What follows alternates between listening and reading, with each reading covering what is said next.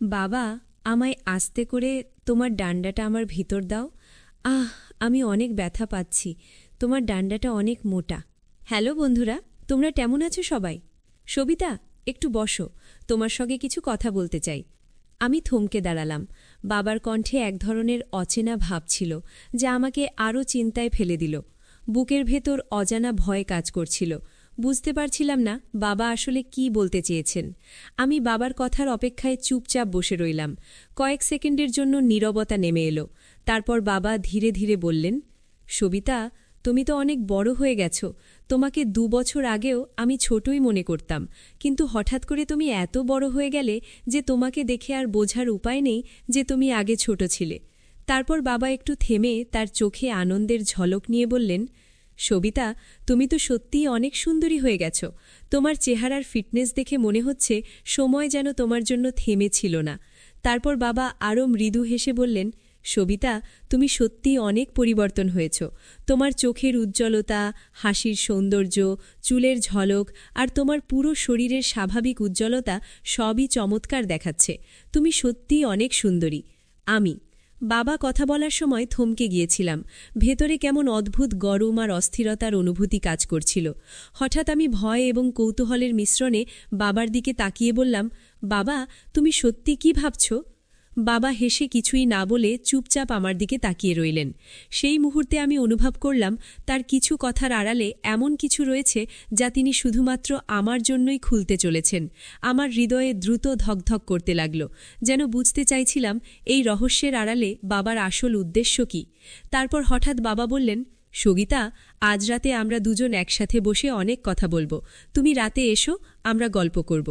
আমি প্রথমে কিছুটা অবাক হয়েছিলাম, কিন্তু ভাবলাম হয়তো তিনি দীর্ঘদিন পরে আমার সঙ্গে সময় কাটাতে চাইছেন। আমার মনে কৌতূহল কাজ করছিল। বাবা আমাকে কি গল্প শোনাবেন, কি স্মৃতি ভাগাভাগি হবে, আমি কি শিখব? সেই রাত আমি অপেক্ষায় কাটালাম। হৃদয়টা আনন্দের উত্তেজনায় ভরে উঠল। আর বাবা আমাকে আরও বললেন, আজ রাতে যখন তুমি আসবে সেই সময় যেন কেউ আমাদের বিঘ্ন না করে। আমাদের শান্তিতে গল্প করার সুযোগ থাকবে। আমার মনে কিছুটা কৌতূহল জাগল। বাবা এতদিন বিদেশে থাকায় আমাদের একসাথে সময় কাটানো হয়নি। আমি ভাবলাম হয়তো বাবা আজকে আমাকে কিছু গল্প শোনাবেন, আমাদের কিছু স্মৃতি ভাগাভাগি হবে, আর হয়তো এমন কিছু স্মৃতি যা আগে কখনো শোনাই হয়নি। আমার হৃদয়টা অদ্ভুতভাবে ধকধক করতে লাগল। কৌতূহল আর অজানা উত্তেজনায় ভরে উঠল।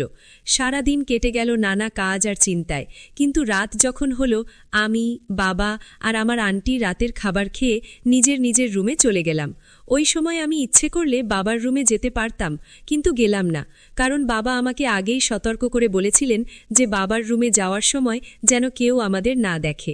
আমি জানতাম না এর পিছনে ঠিক কী ঘটনা রয়েছে, কিন্তু বাবার কথা মানা আমার জন্য জরুরি মনে হলো। তাই আমি শান্তভাবে আমার রুমে থেকে অপেক্ষা করতে লাগলাম। রাতটা যেন অদ্ভুতভাবে ধীর, শান্ত এবং রহস্যময়ভাবে এগোতে লাগল। তারপর রাতটা আস্তে আস্তে নেমে এলো। ঘরের আলো নরম হয়ে গিয়েছিল, আর বাড়ির চারপাশে শান্তি নেমে এসেছে। আমি নিজের রুমে বসেছিলাম, কেমন অদ্ভুত উত্তেজনা আর কৌতূহল মিশ্রিত অনুভূতি নিয়ে ভাবছিলাম বাবার কথা আর আজকের রাতটা নিয়ে। জানালা দিয়ে চাঁদের আলো আসছিল, আর বাইরে বাতাস হালকা শিহরণ ছুঁয়ে যাচ্ছিল। হৃদয়টা ধকধক করছে। আমি জানালা দিয়ে চাঁদের আলো দেখে ভেতরে এক অদ্ভুত শান্তি অনুভব করছিলাম, কিন্তু একই সাথে মনে হচ্ছিল যেন রহস্যের আবরণে কিছু লুকিয়ে আছে। আমি নিজেকে বলছিলাম, আজ রাতটা নিশ্চয়ই আলাদা হবে। বাবা হয়তো আমাকে তার কিছু স্মৃতি, কিছু গল্প শোনালেন যা আগে কখনো শোনাই হয়নি। হঠাৎ আমি শুনলাম বাবার রুমের দরজা ধীরে ধীরে খোলার শব্দ। আমার হৃদয়ে আরও দ্রুত ধকধক করতে লাগল। মনে হচ্ছিল এই মুহূর্তে সব রহস্য উন্মোচিত হতে চলেছে, আর আমি চোখ বন্ধ করে সেই অজানা অভিজ্ঞতার জন্য প্রস্তুত হচ্ছিলাম। তারপর আমি ধীরে ধীরে রুমের দরজার দিকে এগোতে লাগলাম। চাঁদের আলোয় সবকিছু অদ্ভুতভাবে উজ্জ্বল লাগছিল। আমার হেজাব দ্রুত ধকধক করছিল। উত্তেজনা আর কৌতূহলের মিশ্রণে বাবার রুমে প্রবেশ করার মুহূর্তেই আমার মনে অজানা ভয় ও আশ্চর্যের অনুভূতি ভাসছিল। দরজার হাতল ধীরে ধীরে নাড়ালাম, আর ধীরে ধীরে দরজা খুলল। ঘরের মধ্যে নরম আলো, সাদা চাদর আর বাবার শান্ত উপস্থিতি সবকিছু যেন সময়কে থামিয়ে দিয়ে মুহূর্তটাকে আরও রহস্যময় করে তুলেছে। আমি ঘরের মধ্যে ঢুকতেই বাবা হালকা হেসে বললেন, সবিতা, ভিতরে আসো, বসো। তুমি 1 মিনিট এখানে বসো, আমি একটু পর আসছি। তারপর বাবা কই যেন গেলেন। তিনি কোথায় গেলেন এটা আমি জানি না, আমাকে বলেও যাননি। আর আমি একা রুমের মধ্যে বসে রইলাম। হঠাৎ ঘরের আলো নিভে গেল, আমার চোখে অন্ধকার নেমে এলো, আর আমার কাছে মোবাইল বা কোনো লাইটও ছিল না। আমি প্রথমে একটু ভয় পেলাম। অন্ধকারের মধ্যে সবকিছু অস্পষ্ট, ধ্বনিটা মৃদু এবং অদ্ভুত মনে হচ্ছিল। কিন্তু সাথে সাথে আমার মন একটা অদ্ভুত উত্তেজনা অনুভব করতে লাগল। মনে হচ্ছিল অন্ধকারের আড়ালে যেন কোনো রহস্য লুকিয়ে আছে, কিছু এমন যা আমি আগে কখনো অনুভব করিনি। আমি ধীরে ধীরে বসে রইলাম, হৃদয়টা দ্রুত ধকধক করছিল। চারপাশে নিস্তব্ধতা, বাতাসের হালকা শব্দ, সব মিলিয়ে এক রহস্যময় পরিবেশ তৈরি করেছিল। আমি বুঝতে পারছিলাম এই রাতটা সাধারণ রাত নয়, এখানে কিছু এমন ঘটতে চলেছে যা আমাকে অন্যরকম অভিজ্ঞতা দেবে, একটি অজানা, গভীর এবং অবিস্মরণীয় মুহূর্ত। আমি অন্ধকারে বসেছিলাম, চারপাশ নিস্তব্ধ। কিছুক্ষণ পর হঠাৎ শুনতে পেলাম দরজার নরম চাবির শব্দ। আমার হৃদয়ে দ্রুত ধকধক করতে লাগল। মনে হচ্ছিল বাবা ফিরে এসেছেন। একটি ধীরে ধীরে কদমের শব্দ রুমে ভেসে এলো। আমি অন্ধকারে তার সিলুয়েট দেখার চেষ্টা করলাম, কিন্তু কিছুই দেখা যাচ্ছিল না।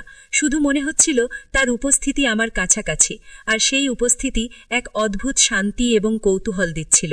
বাবার ধীর কণ্ঠে বললেন, সবিতা, ভয় পেও না, সব ঠিক আছে, তুমি শুধু আমার সঙ্গে বসে থাকো। আমি হালকা শ্বাস নিলাম। অন্ধকারে তার কণ্ঠস্বর যেন আরও কাছের হয়ে আসছিল। মনে হচ্ছিল তিনি শুধু আমার জন্যই এখানে আছেন, আর এই মুহূর্তটা আমাদের মধ্যে একটি বিশেষ স্মৃতি হয়ে দাঁড়াবে। আমি বুঝতে পারছিলাম এই রাতের রহস্য শুধু গল্প বা কথার মধ্যেই সীমাবদ্ধ নয়, এটি আমার বাবার সঙ্গে আমার সম্পর্কের এক নতুন অধ্যায় শুরু হতে চলেছে, একটি গভীর, নিরাপদ এবং অবিস্মরণীয় অভিজ্ঞতার রাত। তো বন্ধুরা, এই গল্পটি এখানেই কিন্তু শেষ নয়, আরও অনেক সত্য ঘটনা দ্বিতীয় পর্বে রয়েছে। যদি এই গল্পটির দ্বিতীয় পর্ব আপনারা পেতে চান, তাহলে এই চ্যানেলটি অবশ্যই সাবস্ক্রাইব করে পাশে থাকা অল নোটিফিকেশন অন করে রাখবেন। আর আগে থেকে আপনারা এই চ্যানেলটি যারা সাবস্ক্রাইব করে রেখেছেন, আপনাদেরকে জানাচ্ছি অসংখ্য ধন্যবাদ। জীবনে সবসময় পরিবার, প্রিয়জন এবং কাছের মানুষদের মূল্য দিন, তাদের সঙ্গে সময় কাটান, ভালো মুহূর্তগুলো উপভোগ করুন এবং একে অপরের সাথে স্মরণীয় স্মৃতি তৈরি করুন।